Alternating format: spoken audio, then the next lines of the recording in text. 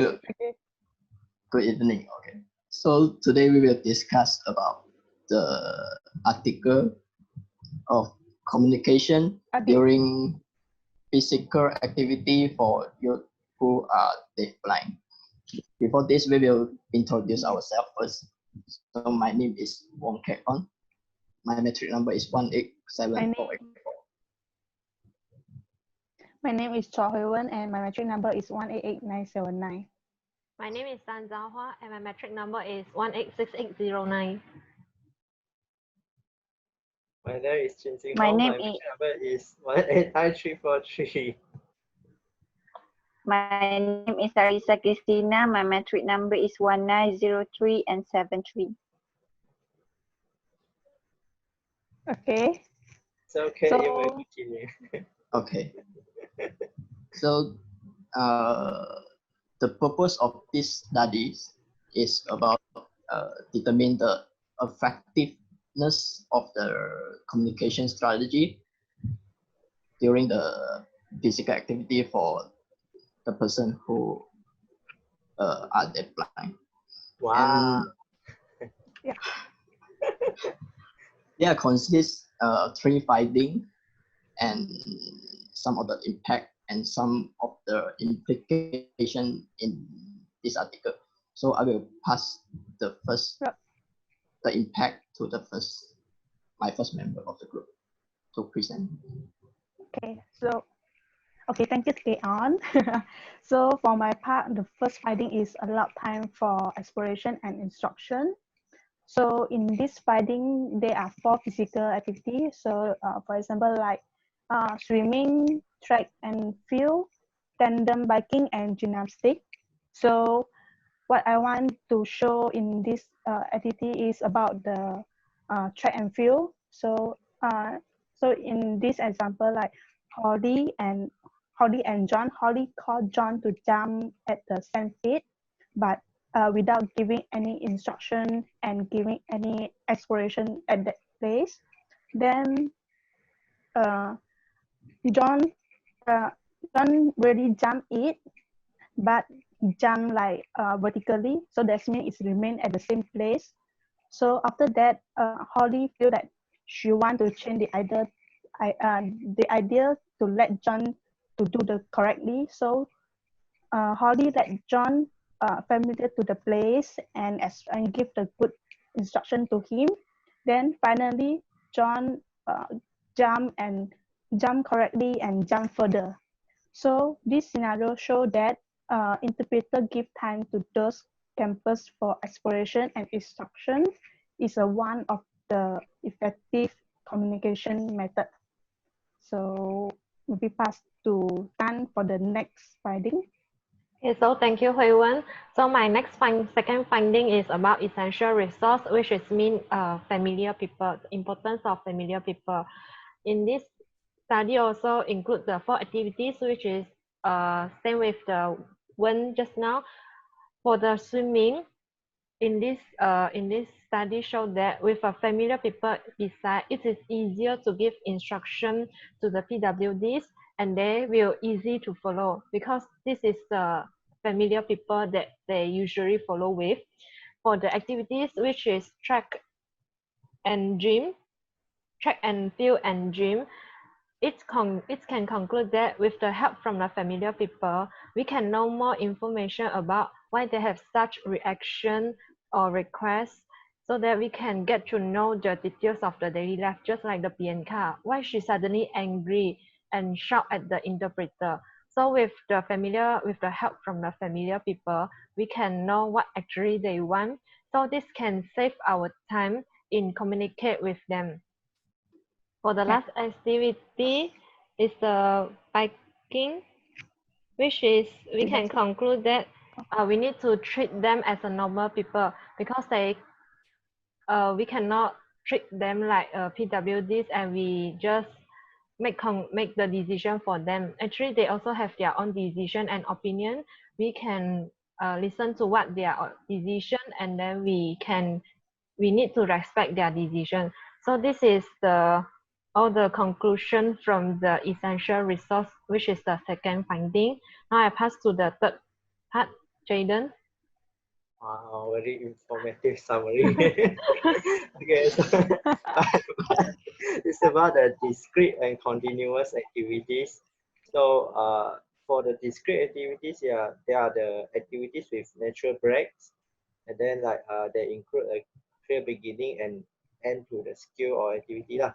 Like some kind of like they I give example for the discrete activities, so such as they playing like what's that archery, yeah, that kind of things. Then archery and this kind of thing they can have like showing the instruction and all that. Okay, so but for the continuous activities, like we got activities that not include natural breaks, we call continuous activities. So these activities are with no clear ending point. So such as swimming, running, rock climbing, okay, canoeing, and all these kind of activities which we don't have the break for the activities. Yeah, so during these continuous activities, so in which they are both hands are engaged in activities and not available for communication. So they maybe they when they have this kind of continuous activities, example when they are doing swimming. So when they are in the shallow water swimming, so they can use hand to conduct and giving instructions on standing in the water.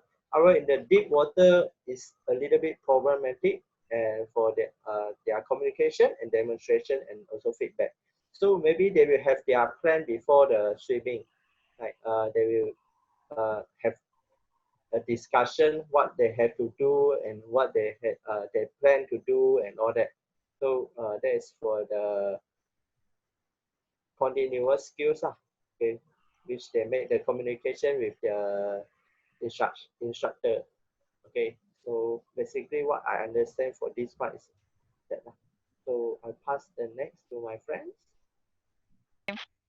So from the three findings, which first finding include important to allow time for environment exploration, such as in swimming, one must plan a lesson to include a careful planning. For a second, individual and familiar people are essential resource for the people with blind and deaf impairment to overcome their feeling of frightened and so that it is it's they become more safety and comfort when they believe the resources. And the third finding is conceptualizing activities as discrete or continuous energy emerge as the way of thinking about activity. Next, I will pass to get on as a conclusion. Thank you, Arisa. So, in the conclusion, based on the finding of the study, yes, we can see the importance of the communication strategy during the physical activities for the youth who are deafblind. For example, the additional times to allow them to explore the environment and equipment, to receive the instruction more clearer or more clearly, and to adapt the environment, support, to get the support of the development of trust, enhance their confidence and sense of security, and can establish the successful communication or understanding with their instructor. And for the second finding, which is essential resource, with the help of the familiar people or instruction, so that can feel comfortable and willing to move outward and take risks. And the instructor also can support them in actively participating in decision about the communications. And the third is discrete or continuous activities. So all the activities have the clear beginning, ending, and transitions, such as the continuous activity also can modify into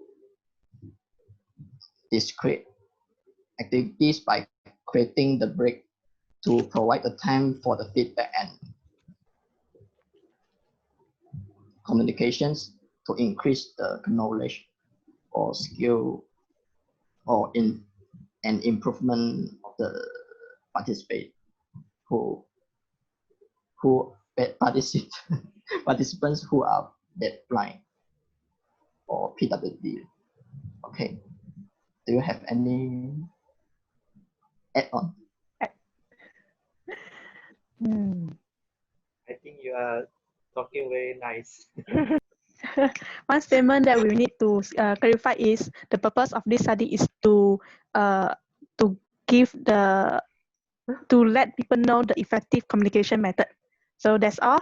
So we can end the discussion now. Okay. Okay. Thank you. Arisa already left the Okay. meeting. Maybe line problem. She's trying her best. Okay. Bye bye. Bye bye.